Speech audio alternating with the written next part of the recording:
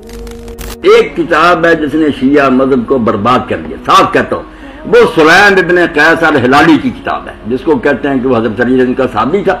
جب حجاج وغیرہ نے پکڑنا شروع کیا، چھپ گیا اور جا کے ایک شخص ابان کے پاس چھپا رہا ساری زندگی، اور مرنے کے وقت کہنے لگا یار میرے پاس ایک امانت لے گی، وہ کتاب دے گیا، پتہ نہیں اس نے دی ہے یا نہیں، ابان نے۔ اب ابان کے بارے میں آپ علامہ خوئی کی موج مرساری دیکھ لے راوی، یہ جھوٹے راوی، سارا فساد اس ابان نے ڈالا ہے کہ اپنی طرف سے ایک کتاب کر کر سلیم کے نام لگا دی، یا سلیم جھوٹ بول گیا۔ اس کے علاوہ دنیا میں یہ ظلم کہیں نہیں ہے۔ یہ جتنی باتیں نا آپ کتابیں نکلوا کر ثابت کریں شیعہ علماء اپنی کتابوں سے کہ یہ راوی سچا ابان جس نے یہ کتاب پھیلائی، سارے جرم کے انہوں نے یہ کیا، حضور کے بعد یہ کیا، تو خدا کے لیے شیعہ حضرات بھی توبہ کرنا ہے، یہ ظلم ان نے کوئی نہیں دیکھے،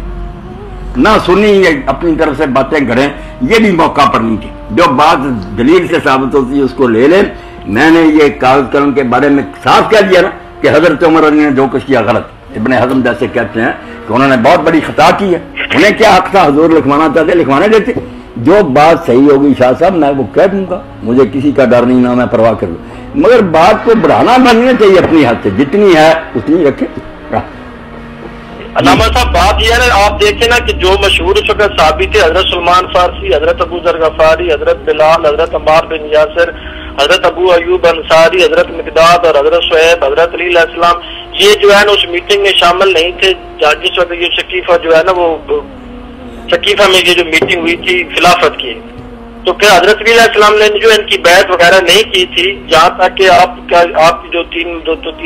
تین میں نے سیڑھیاں سنی ہیں جس میں آپ نے کہا ہے کہ جی عمر جو ہے وہ آگ لے کے آپ کی بیٹی کے دروازے پر آئے تھے اور وہ دروازے کو دھکا دیا تھا، ان کا بازو ٹوٹ گیا تھا، بچہ شہید ہو گیا تھا، آخر یہ سارا چکر پھر کیوں ہوا؟ یہ شاہ صاحب آپ نے اچھا کیا، میری بات کو دنیا میں بہت شیعہ حضرات نے بگاڑا، سنی، میرے خلاف فتویٰ آپ تیار کر رہے ہیں، حالانکہ میں نے جب یہ بات بیان کی اس کا سیاق اور تھا، میں نے یہ نہیں کہا تھا کیسا ہوا، نہ میں اس کا قائل ہوں۔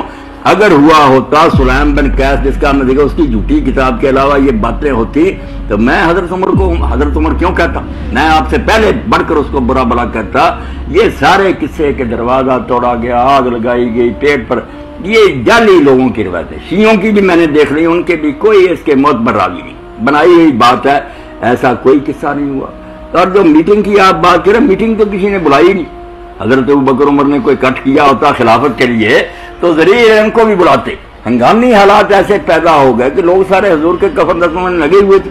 اب وہاں سقیفہ بنی ساعدہ میں انصار جمع تھے، کوئی وہ بھی سازش نہیں تھی، وہ سردار سے حضرت صاحب مدینے والے اکٹھے تھے کہ حضور کا انتقال ہوگا، صدمے سے بیٹھے تھے،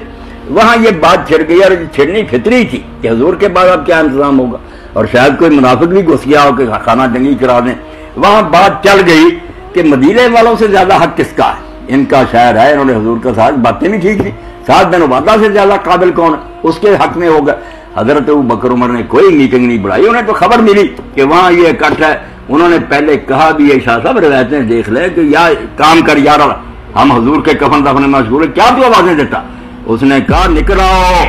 کفن دفن سے پہلے خانہ جنگی ہو جائے گی۔ جب گئے تو گرما گرمی تھی، وہ لوگ کہہ رہے تھے اگر ہماری خلافت نہ مانے شہر سے نکالو، انہیں جنگ برپا ہو جائے گی، بڑی مشکل سے قابو پایا۔ اور حضرت عمر خود کہتے ہیں کہ جو ابو بکر کی بیعت کی طرح بیعت کرے کہ مشورہ نہ مسلمان اس کی گردن اڑا دو، وہ ہم حضرت عمر کہتے ہیں حالات ایسے بن گئے کہ اگر ہم وہاں طے کر کے نہ اٹھتے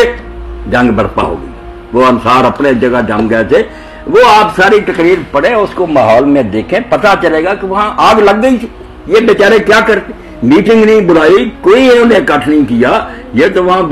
اطلاع ملنے پر پہنچے۔ اور حضرت امیر المومنین کے بارے میں جو نا کہ ان کو پکڑ کر لے گئے گلے میں رسا، وہ سب شاہ صاحب میرے علم میں نے اس تقریر میں صرف وہاں شیعہ سنی بریلوی سارے جمع تھے، اب اہل حدیث اور دوسرے بھی اس کو غلط رنگ دے رہے ہیں، میں نے کب کہا یہ باتیں ٹھیک ہے، صرف میں نے وہاں یہ سمجھانے کے لیے ناظم حلقہ نے کٹ کیا تھا، وہاں اگر میں کہتا یہ باتیں غلط ہیں، شیعہ کہتے یہ صلح کے لیے بنایا ہماری باتوں غلط، وہاں یہی صرف سمجھانا تھا کہ شیعوں کو بھی برا نہ کرو، نہ انہیں قتل کرو، انہوں نے بیچاروں نے جو سنی ہے نا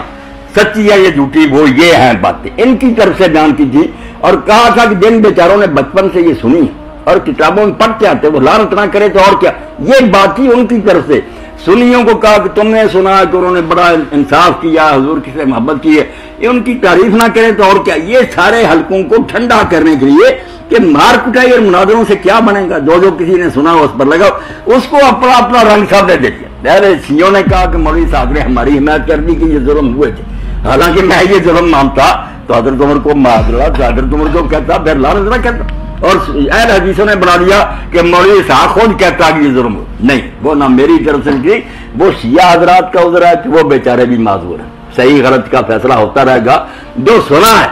میں نے وہاں کہا کہ اگر سنی بھی مان لے کہ ایک حیثیت بھی اس میں سچ ہے تو وہ چھوڑے نہیں صحابہ کو، اور کیا کرے؟ مسئلہ تو صرف یہ ہے کہ 1400 سال کی باتیں ہیں، راوی طرح طرح کے ہیں، جھوٹ سارے گروہ مانتے ہیں، کتابوں میں بھرا گیا ہے۔ اب ان کی بنا پر کیا فیصلہ کیا جائے کہ ان کی بات سچی ہے یا نہیں سچی؟ میں نے صرف خون خرابہ روکا کہ جس بات کو صحیح سمجھے وہ اپنی راہ مانے،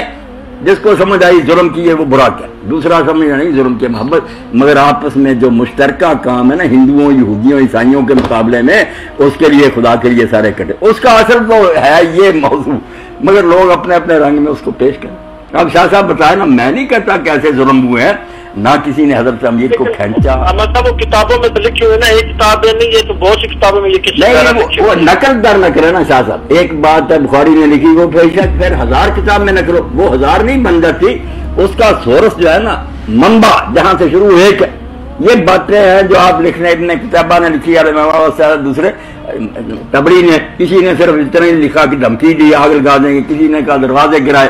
اب دیکھنا تو شاہ صاحب یہ آپ بھی کوشش کریں، اپنے شیعہ دوستوں کا میرا سلام پہنچائیں کہ وہ اپنی کتابوں سے نکال دیں کوئی صحیح سند کہ یہ چیز ہوئی ہے، پھر میں کہوں گا یہ ٹھیک ہے، یہ بیچارے اپنی دانت کرتے رہے، مگر جب ان کے پاس بھی کوئی صحیح سند نہیں تو خدا سے ڈرنا چاہیے کہ یہ اگر ان کو لعنت کرنا ہے اور وہ انہوں نے ظلم نہ کیا ہو، ان کا انجام کیا ہوگا؟ اس لیے آپ تحقیق کریں، میں یہ نہیں کہتا غلط ہے، یہ نہیں، کتابیں نکالیں، اس میں راوی دیکھ لیں، اگر صحیح راوی ملیں تو انشاءاللہ اگلی نشست میں آپ پہنچائیں، میں غور کروں، اگر وہ صحیح ہوں گے دلیری سے کہہ دوں گا کہ یہ باتیں ان کی ٹھیک ہیں، بھائی آپ آرام سے بیٹھ